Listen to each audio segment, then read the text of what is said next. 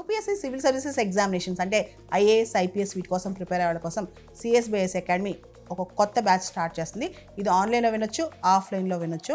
ఈ batch July 17వ తారీఖు నుంచి స్టార్ట్ అవుతుంది. ఇంట్రెస్ట్ ఉన్న వాళ్ళు కాంటాక్ట్ చేయొచ్చు ఈ నెంబర్స్కి. రష్యా ఉక్రెయిన్ యుద్ధం మొదలయ్యి 3.5 సంవత్సరాలు దాటింది. డొనాల్డ్ ట్రంప్ నేను గనక అధికారంలోకి వస్తే ఒక్క రోజులో రష్యా ఉక్రెయిన్ యుద్ధం ఆపేస్తానని చెప్పి పోల్ ప్రామిస్ కూడా చేశారు. 6 నెలలు అయిపోయింది డొనాల్డ్ ట్రంప్ అధ్యక్షుడయ్యి, ఇంతవరకు ఏమీ జరగలేదు. అసలు ఎవరు చెప్పిన మాట వినట్లేదు. ఇవన్నీ పక్కన పెడితే ఈ రోజున NATO secretary general mark rut ఇండియాని, చైనాని, బ్రెజిల్ని దాదాపు బెదిరించారు. మీరు గనక యుద్ధం ఆపకపోతే, రష్యాతో మాట్లాడకపోతే, రష్యా యుక్రెయిన్ యుద్ధం ఆపకపోతే మేము మీ పైన సెకండరీ శాంక్షన్స్ వేస్తామని. ఏంటా సెకండరీ శాంక్షన్స్? ఇప్పటి వరకు యూరోప్ రష్యా పైన దాదాపు 16,000 శాంక్షన్స్ వేసింది. రష్యా మిని స్విఫ్ట్ పేమెంట్ మెకానిజంలోంచి నెట్టేసింది బయటికి. అంతేకాదు, ఏదైతే బయట ఫారిన్ అసెట్స్ ఉన్నాయో రష్యన్ అసెట్స్ అవన్నీ కూడా ఫ్రీజ్ చేసేసింది.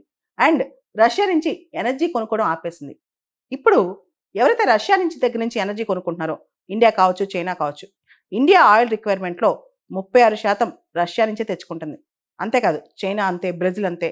పెద్ద పెద్ద దేశాల వల్లే ఇప్పుడు రష్యాకి డబ్బులు వస్తున్నాయి. ఈ ఆయిల్ డిస్కౌంటెడ్ రేట్లో వీళ్ళు కొనుక్కుని డబ్బులు ఇస్తున్నారు. అంటే తక్కువ రేటుకి అమ్మేసరికి వీళ్ళు బాగా కొనేసుకుంటున్నారు. ఆ డబ్బులని రష్యాకి ఇస్తున్నారు. రష్యా ఆ డబ్బులని కూడా యుద్ధం కొనసాగించడంలో ఖర్చు పెడుతుంది. కాబట్టి మీరు కొనుక్కోవడం ఆపాలి. ఆపకపోతే యుద్ధం ఆపాలి. లేకపోతే మేము ఖచ్చితంగా మీ పైన సెకండరీ శాంక్షన్స్ వేస్తామని చెప్పారు. ఎప్పుడైనా యూరోప్కి ప్రాబ్లం వస్తే అది వరల్డ్ ప్రాబ్లం అని యూరోప్ ఫీల్ అవుతూ ఉంటుంది అనమాట. ప్రపంచంలో ఇతర దేశాలకు ప్రాబ్లం వస్తే యూరోప్ ఫీల్ అవ్వదు. ఇప్పుడు భారతదేశం 3 సంవత్సరాల క్రితం రష్యా దగ్గర తక్కువ రేటుకి ఆయిల్ కొనుక్కుంటే యూరోప్కి ప్రాబ్లం వచ్చింది. ఇప్పుడు యూరోప్కి పెద్ద ప్రాబ్లం ఏంటంటే, ముఖ్యంగా ఇండియా, చైనా, బ్రెజిల్ ఈ దేశాలు రష్యా దగ్గర నుంచి ఆయిల్ కొనుక్కుంటున్నాయి.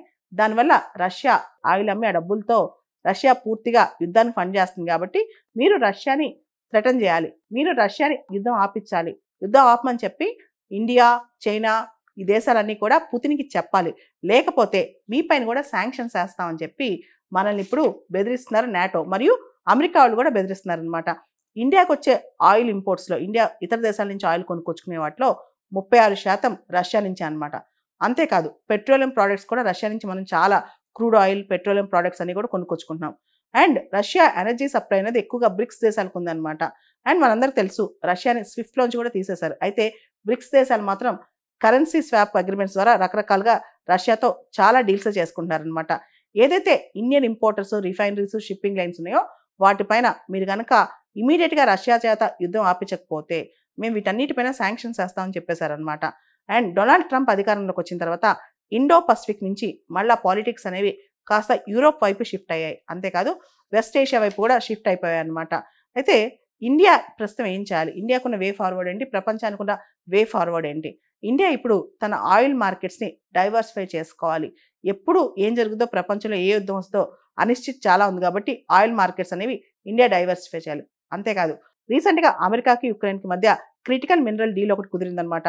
ఆ డీల్కి సంబంధించి కూడా ఇప్పుడు డొనాల్డ్ ట్రంప్ ఖచ్చితంగా రష్యాను ఒప్పించి, పుతిన్ ఒప్పించి యుద్ధం ఆపాలనే ప్రయత్నంలో ఉన్నారు. మరి ఇంత జరుగుతున్న రష్యా ఎందుకు యుద్ధం ఆపట్లేదు? ఇదే పెద్ద క్వశ్చన్ అనమాట. రష్యాకి యుద్ధం విషయంలో చాలా డిమాండ్స్ ఉన్నాయి. ముఖ్యంగా ఉక్రెయిన్లో మొత్తం మిలిటరీ వెళ్ళిపోవాలని చెప్పి, అదేవిధంగా నాటో సభ్యత్వం ఇతర దేశాలకు ఎక్స్పాండ్ కాకూడదని చెప్పి, దాంతోపాటు యూరోపియన్ యూనియన్ మరియు వెస్ట్రన్ కంట్రీస్ యొక్క ఆర్మ్డ్ ఫోర్సెస్ ఉక్రెయిన్లో ఉండకూడదని చెప్పి, ఏదైతే రష్యా ఉక్రెయిన్లో ఆక్యుపై చేసిందో ఆ టెరిటరీస్ అన్ని కూడా రష్యాకి ఇచ్చేయాలని చెప్పి, ఇలా రష్యా డిమాండ్స్ చాలా ఉన్నాయి. పుతిన్ డిమాండ్స్ చాలా ఉన్నాయన్నమాట. ఈ డిమాండ్స్ ఒప్పుకుంటేనే నేను యుద్ధం ఆపుతానంటుంది. సో రష్యా డిమాండ్స్కి అన్నిటికీ తలగొట్టడానికి వెస్ట్రన్ కంట్రీస్ లేవన్నమాట.